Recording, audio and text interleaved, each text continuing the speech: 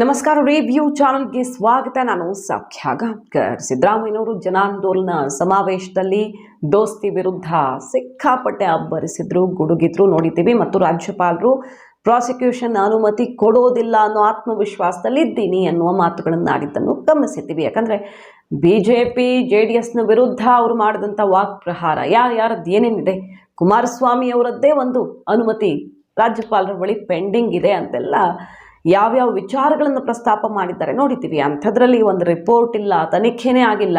ಈ ಕೇಸ್ಗೆ ಅವ್ರು ಹೇಗೆ ಕೊಡ್ತಾರೆ, ಪ್ರಾಸಿಕ್ಯೂಷನ್ಗೆ ಕೊಡಲ್ಲ ಅನ್ನೋ ನಂಬಿಕೆಯಲ್ಲಿದ್ದೀವಿ ಅಂತ ಪ್ರತಿಪಕ್ಷಗಳ ವಿರುದ್ಧ ಗುಡುಗಿದ್ರು ಸಿದ್ದರಾಮಯ್ಯನವರು. ಈ ಹೊತ್ತಲ್ಲಿ ಈಗ ಎದುರಾಗಿರುವಂಥ ದೊಡ್ಡ ಪ್ರಶ್ನೆ, ಪ್ರಾಸಿಕ್ಯೂಷನ್ಗಂತೂ ರಾಜ್ಯಪಾಲರು ಸ್ವಲ್ಪ ಟೈಮ್ ತಗೊಳ್ತಾರೆ. ಇವತ್ತು ನಾಳೆ ನಿರ್ಧಾರ ಹೊರಬೀಳುವಂಥ ಸಾಧ್ಯತೆಗಳು ಕಡಿಮೆ. ಕೊಡ್ತಾರೆ ಅನ್ನೋದೇ ಆದರೂ ಟೈಮ್ ತಗೊಳ್ತಾರೆ. ಯಾಕಂದರೆ ಬಹಳ ನಾಜೂಕಾಗಿ ಹೆಜ್ಜೆ ಇಡಬೇಕಾಗಿದೆ. ಅವರು ಹೆಚ್ಚು ಕಡಿಮೆ ಆದರೆ ಮುಗಿ ಬೀಳ್ತವೆ. ಕಾಂಗ್ರೆಸ್ ಸೇರಿದಂತೆ ಕೈಕೂಟದ ಪಕ್ಷಗಳು ಕೇಂದ್ರದಲ್ಲಿ, ರಾಷ್ಟ್ರ ಮಟ್ಟದಲ್ಲಿ ಇದು ದೊಡ್ಡ ಜಟಾಪಟಿ ಕಾರಣ ಆಗುತ್ತೆ.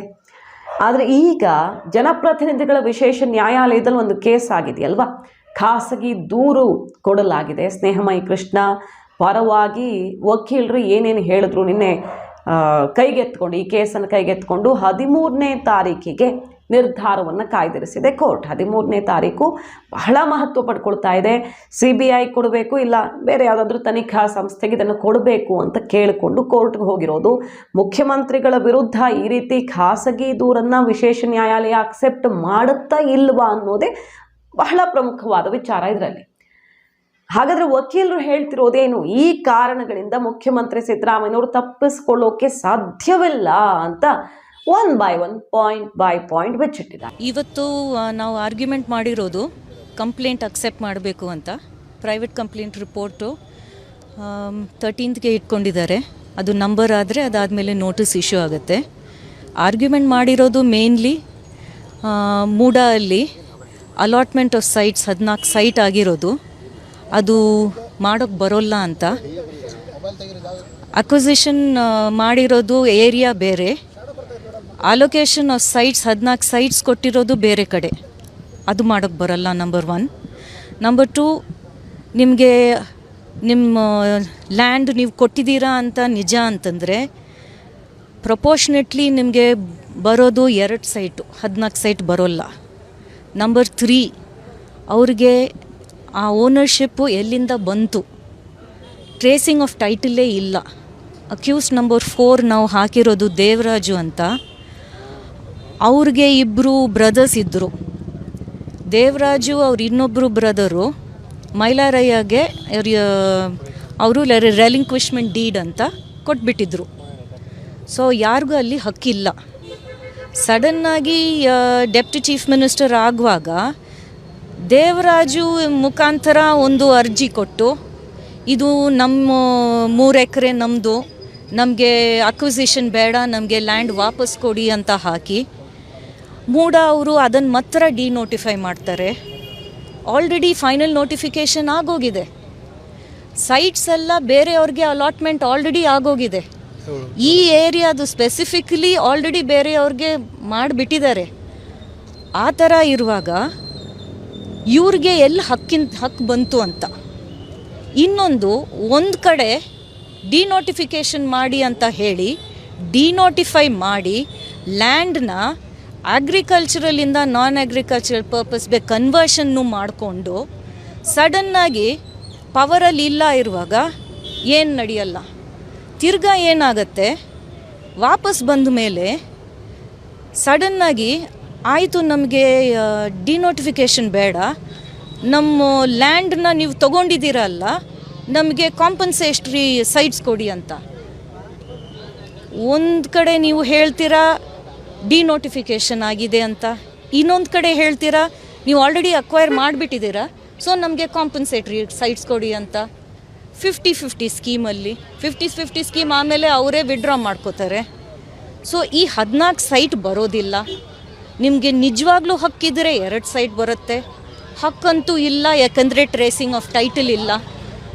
ಸೊ ಈ ಎಂಟೈರ್ ಪ್ರೊಸೀಡಿಂಗ್ ಬಿಫೋರ್ ಮೂಡಾ ಅವರು ಹೆಂಗೆ ಆರ್ಡರ್ಸ್ ಮಾಡಿದ್ದಾರೆ, ಅರ್ಜಿ ಹೆಂಗೆ ಕೊಟ್ಟಿದ್ದಾರೆ, ಬ್ಯಾಕ್ ಡೇಟ್ ಆರ್ಡರ್ ಆಗುತ್ತೆ, ಸಬ್ಸಿಕ್ವೆಂಟ್ ಅರ್ಜಿ ಆಗುತ್ತೆ. ಇವೆಲ್ಲ ದಾಖಲೆ ಕೊಟ್ಟಿದ್ದೀವಿ. Based on all the papers that have been submitted, the documents that have been submitted before the court, it's very clear it is fake document ಅಂತ ಇಲ್ಲ. ನನಗೆ ಹಕ್ಕಿದ್ರೇ ನಾನು ನಿಮಗೆ ಗಿಫ್ಟ್ ಡೀಡ್ ಮಾಡ್ಬೋದು. ನನಗೆ ಹಕ್ಕೇ ಇಲ್ಲ ಅಂತಂದರೆ ಗಿಫ್ಟ್ ಡೀಡ್ ಎಲ್ಲಿಂದ ಬರುತ್ತೆ? ಸೊ ದೇವರಾಜು ಅವ್ರು ಏನು ಮಾಡ್ತಾರೆ, ಆನರಬಲ್ ಚೀಫ್ ಮಿನಿಸ್ಟರ್ ಅವ್ರ ಬ್ರದರ್ ಇನ್ ಲಾಗೆ ಅವರು ಸೇಲ್ ಮಾಡ್ತಾರೆ. ಅವ್ರೇನು ಮಾಡ್ತಾರೆ, ಅವ್ರ ಸಿಸ್ಟರ್ಗೆ ಕೊಡ್ತಾರೆ. Sister is none other than the wife of the honourable chief minister.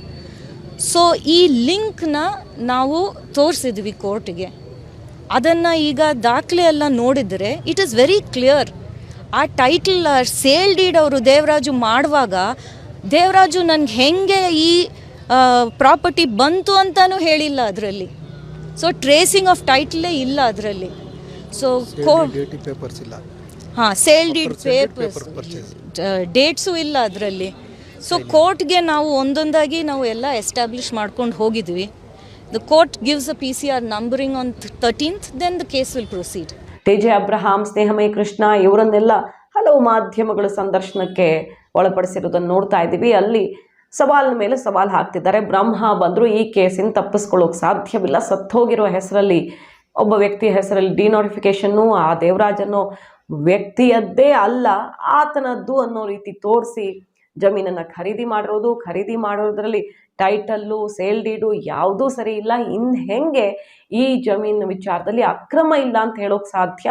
ಎಂಥವರೂ ಕೂಡ ಇಲ್ಲಿ ತಪ್ಪನ್ನು ಎಳೆಯಬಹುದು ಅಂತ ಕೊಡುತ್ತಿದ್ದಾರೆ. ಹಾಗಾದರೆ ಕೋರ್ಟ್ನಲ್ಲಿ ಏನಾಗುತ್ತೆ? ಇದು ಅತ್ಯಂತ ಮಹತ್ವದ ಮುಖ್ಯಮಂತ್ರಿಗಳ ರಾಜಕೀಯ ಭವಿಷ್ಯ. ಕೋರ್ಟ್ನ ವಿಚಾರದಲ್ಲಿ ಏನಾಗಬಹುದು ಅಂತ ವಕೀಲರ ಮಾತಲ್ಲಿ ಕೇಳಿಸ್ಕೊಳ್ತಾ ಹೋಗೋಣ. ಅವರು ಹೇಳ್ತಾ ಹೋಗ್ತಾರೆ, ಸಹಿಯಿಂದ ಹಿಡಿದು, ಅಂದರೆ ಈ ಪತ್ರದಲ್ಲಿ ಈ ರೀತಿಯ ಒಂದು ಪತ್ರದ ಮೂಲಕ ಆಸ್ತಿಯನ್ನು ಹಸ್ತಾಂತರಿಸಬಹುದಾ ಅನ್ನುವುದೇ ದೊಡ್ಡ ಪ್ರಶ್ನೆ.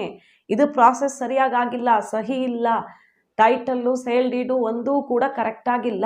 ಮತ್ತು ಇವರು ಹೇಳೋ ರೀತಿನೇ ಅತಿಕ್ರಮ ಆಗಿತ್ತು, ಜಮೀನು ನಮಗೆ ಸಿಗಬೇಕು ಪರಿಹಾರ ಅನ್ನೋದೇ ಆದರೂ ಇಷ್ಟು ಜಮೀನಿಗೆ ಸಿಗೋದೇ 2 ಜಮೀನು, 2 ಸೈಟು, 14 ಸೈಟುಗಳನ್ನು ಕೊಟ್ಟಿದ್ದು ಹೇಗೆ? ಅದು ಕೂಡ ಪ್ರತಿಷ್ಠಿತ ಬಡಾವಣೆಯಲ್ಲಿ. ಬೇರೆ ಕಡೆ ಅಲ್ಲಿ ಸೈಟ್ ಇರೋವಾಗ ಅವರು ಭೂಮಿಯನ್ನು ತಗೊಂಡು ಮಾಡಲಾಗಿರುವಂತಹ ಅವ್ರದ್ದೇ ಭೂಮಿ ಅಂತ ಏನು ಹೇಳ್ತಿದ್ದಾರೆ, ಆ ಜಾಗದಲ್ಲೇ ಸೈಟ್ ಈಗಲೂ ಇದೆ, ಆಗಲ್ಲ, ಈಗಲೂ ಇರೋವಾಗ ಬೇರೆ ಹೆಚ್ಚು ಬೆಲೆ ಬಾಳುವಂತಹ ಬಡಾವಣೆಯಲ್ಲಿ ಯಾಕೆ ಅನ್ನೋದೆಲ್ಲ ಸಹಜವಾಗಿ ಹಿಂದೆ ಚರ್ಚೆ ಆಗಿರೋ ವಿಚಾರಗಳ ಜೊತೆಗೆ ಯಾರಿಂದ ಸಿದ್ದರಾಮಯ್ಯನವರ ಬಾಮೈದ ಜಮೀನು ತಗೊಂಡ್ರು ಅಂತ ಹೇಳಲಾಗ್ತಿದೆಯೋ ಆ ವ್ಯಕ್ತಿಯ ಹೆಸರಲ್ಲೇ ಸರಿಯಾಗಿಲ್ಲ, ಆ ವ್ಯಕ್ತಿಯದ್ದೇ ಅಲ್ಲ ಅದು ಜಮೀನು ಅನ್ನೋ ರೀತಿಯಲ್ಲಿ ಈಗ ವಾದ ಮಂಡನೆ ಆಗ್ತಾ ಇರೋದು. ಮತ್ತು ನೇರವಾಗಿ ಸಹಿ ಹಾಕಿ ಏನು ಅಕ್ರಮ ಮಾಡಿರಲೇಬೇಕಾಗಿಲ್ಲ ಈ ಕೇಸಲ್ಲಿ. ಇಲ್ಲಿ ಸರಿಯಾಗಿ ಸಿದ್ದರಾಮಯ್ಯನವರ ಪಾತ್ರ ಇರೋದನ್ನು ಎಸ್ಟಾಬ್ಲಿಷ್ ಮಾಡೋದಕ್ಕೆ ಅವಕಾಶಗಳು ಬೇಕಾದಷ್ಟಿವೆ ಅಂತ ವಕೀಲರು ಹೇಳ್ತಿರೋದು. ಸಾಧ್ಯವೇ ಇಲ್ಲ ಈ ಕೇಸ್ನಲ್ಲಿ ಸಿದ್ದರಾಮಯ್ಯನವರು ಬಚಾವಾಗೋದಕ್ಕೆ. 13ನೇ ತಾರೀಕು ಕೋರ್ಟ್ ಈ ಕೇಸನ್ನು ಕೈಗೆತ್ತಿಕೊಳ್ಳುತ್ತಾ ಇಲ್ವಾ ಅನ್ನೋದು ಗೊತ್ತಾಗುತ್ತೆ. ಅಲ್ಲಿಂದ ಎಲ್ಲ ನಿರ್ಧರಿತವಾಗುತ್ತೆ ಅಂತ. ಮತ್ತೊಂದು ಕಡೆ ಬಿಜೆಪಿಯ ಸಮಾವೇಶದ ಮೂಲಕ ಸಿದ್ದರಾಮಯ್ಯನವರ ವಿರುದ್ಧ ಗುಡುಗೋದಕ್ಕೆ ಈಗ ದೋಸ್ತಿಗಳು ರೆಡಿ ಆಗಿದ್ದಾರೆ. ನಿನ್ನೆ ಯಾವ ರೀತಿ ಕೌಂಟರ್ ಕೊಟ್ಟರು ನೋಡಿದ್ದೀವಿ. DK ಶಿವಕುಮಾರ್, ಸಿದ್ದರಾಮಯ್ಯ, ಮಿನಿಸ್ಟರ್ಗಳು ಎಲ್ಲರೂ ಸಿದ್ದರಾಮಯ್ಯ ಬೆನ್ನಿಗೆ ನಿಂತರು, ಹೈಕಮಾಂಡ್ ಕೂಡ ಬೆನ್ನಿಗೆ ನಿಂತಿದೆ. ಇವತ್ತು ವಾಲ್ಮೀಕಿ ಹಗರಣ, ಮೂಡಾ ಕೇಸು ಎರಡೂ ವಿಚಾರಗಳನ್ನು ದೋಸ್ತಿಗಳು ಪ್ರಸ್ತಾಪ ಮಾಡಲಿದ್ದಾರೆ. ವಾಲ್ಮೀಕಿ ನಿಗಮದ ಕೇಸಲ್ಲಿ ನೀತಿ ಸಂಹಿತೆ ಜಾರಿಯಲ್ಲಿರುವಾಗ ಹಣ ವರ್ಗಾವಣೆ ಆಗಿದ್ದು ಹೇಗೆ ಅನ್ನೋದ್ರಿಂದ ಹಿಡಿದು ಮೂಡಾ ಕೇಸ್ನಲ್ಲಿ ಹಲವು ದಾಖಲೆಗಳನ್ನು ರಿಲೀಸ್ ಮಾಡಿ ಸಿದ್ದರಾಮಯ್ಯ ವಿರುದ್ಧ ಗುಡುಗೋದಿಕ್ಕೆ ಮತ್ತು ಮುಂದೆ ಬಿಜೆಪಿ ಕೂಡ ಕಾನೂನು ಹೋರಾಟಕ್ಕೆ ದಾರಿಗಳನ್ನು ಹುಡುಕ್ತಾ ಇದ್ದು ಸರ್ಕಾರವನ್ನು ಇಕ್ಕಟ್ಟಿಗೆ ಸಿಲುಕಿಸೋದಕ್ಕೆ ಏನೇನು ಪ್ರಯತ್ನ ಮಾಡಬಹುದು ಕಾಣಿಸ್ತಾ ಇದೆ ನಮಗೆ. ಏನೇನು ರೆಡಿಯಾಗಿ ಬಂದಿದ್ದಾರೆ ದೋಸ್ತಿಗಳು ಅಂತ. ಆದರೆ ಬಿಜೆಪಿ JDSನಲ್ಲೇ ಹಲವರ ಕೇಸ್ಗಳನ್ನು ಹಿಡಿದೆಳೆಯೋದಕ್ಕೆ ಮುಖ್ಯಮಂತ್ರಿಗಳೀಗ ರೆಡಿಯಾಗಿದ್ದಾರೆ. ಈ ರೀತಿಯದ್ದು ಅದು ಎಷ್ಟಿದೆಯೋ, ಒಂದೆರಡಲ್ಲ ನಿಮ್ಮದು, ಅದು ಎಷ್ಟಿದೆಯೋ ಅಂತ ಕೌಂಟರ್ ಕೊಟ್ಟಿರೋದನ್ನು ಗಮನಿಸಿದ್ದೀವಿ ನಿನ್ನೆ. ಸೊ ಯಾವ ರೀತಿ ಕುಮಾರಸ್ವಾಮಿ ಅವರು ಸಿದ್ದರಾಮಯ್ಯನವ್ರಿಗೆ, DK ಶಿವಕುಮಾರ್ ಅವರಿಗೆ ಮಾಸ್ಟರ್ ಸ್ಟ್ರೋಕ್ ಕೊಡಲಿದ್ದಾರೆ ಕಾದು ನೋಡಬೇಕು. ದೊಡ್ಡ ಸರಕೊಂದು ಬರೋದಿದೆ DK ಶಿವಕುಮಾರ್ ವಿರುದ್ಧ ಅಂತ ಈಗ ಕುಮಾರಸ್ವಾಮಿ ಅವರು ಮತ್ತೊಂದು ಹೊಸ ಬಾಂಬನ್ನು ಸಿಡಿಸಿದ್ದಾರೆ. ವೈಯಕ್ತಿಕ ವಾಗ್ದಾಳಿ, ಏಕವಚನದಲ್ಲಿ DK HDK ಜಟಾಪಟಿ ಆಯ್ತಲ್ಲ, ಇಬ್ಬರೂ ಕೂಡ ಅದೇ ರೀತಿಯಲ್ಲಿ ಬೈದಾಡ್ಕೊಂಡಿದ್ದಾರೆ. ಅದರಲ್ಲಿ ಯಾವುದು ಸತ್ಯ, ಯಾವುದು ಸುಳ್ಳು, ಯಾವುದು ಹೊರಗಡೆ ಬರುತ್ತೆ, ಬಂದಾಗಲೇ ಸತ್ಯ. ಇವತ್ತಲ್ಲ ಇನ್ನೊಂದು ದಿನ ಬಿಡ್ತೀನಿ ಅಂತಾರೆ. ಬರುತ್ತೆ ದೊಡ್ಡ ಸರಕೊಂದು ಈಗ ಔಟ್ ಆಗತ್ತೆ ನೋಡಿ ಅಂತ ಈ ಹೊತ್ತಲ್ಲಿ DK ವಿರುದ್ಧ ಕುಮಾರಸ್ವಾಮಿ ಅವರು ಗುಡುಗಿರೋದು. ಸೊ ಆ ಸರಕ್ಕೇನು ಸಿದ್ದರಾಮಯ್ಯನವ್ರಿಗೆ ಸಂಕಷ್ಟ ತಂದಿಡೋಂತಹ ಪ್ರಯತ್ನ BJP JDS ಇಂದ ಯಶಸ್ವಿಯಾಗತ್ತಾ? ಕಾದ್ ನೋಡಬೇಕು. ಕಾನೂನು ಹೋರಾಟದಲ್ಲಿ ಅತ್ಯಂತ ನಿರ್ಣಾಯಕ 13ನೇ ತಾರೀಕು. ಮಾಹಿತಿ ಇಷ್ಟ ಆಗಿದ್ರೆ ಮಿಸ್ ಮಾಡಿದ್ರೆ ನಮ್ಮ ಚಾನಲ್ನ ಸಬ್ಸ್ಕ್ರೈಬ್ ಮಾಡಿ, ನಿಮ್ಮ ಅಭಿಪ್ರಾಯ ಕಮೆಂಟ್ ಮಾಡಿ ತಿಳಿಸಿ. Thank you.